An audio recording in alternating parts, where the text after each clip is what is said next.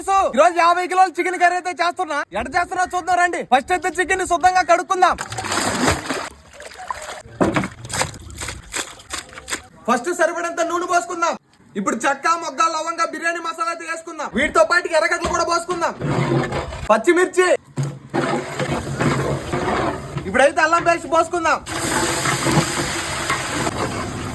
ఎర్రటి టమోటా, కల్లుప్పు, కస్తూరి మేతి, పసుపు, కారం, ధనియాల పొడి, గరం మసాలా, చికెన్ మసాలా, పెరుగు,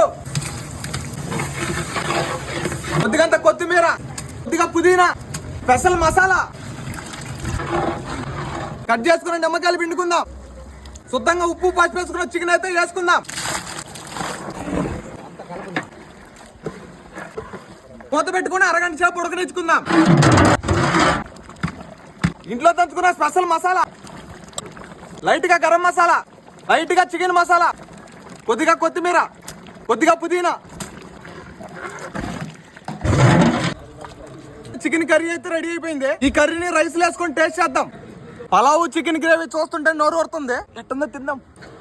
అన్నంలో పులుసు కలుపుకొని ముద్దలో ముక్క పెట్టుకొని ఒక్కొక్క ముద్ద తింటుంటే కానీ చికెన్ కాంబినేషన్ అదిరిపోయింది.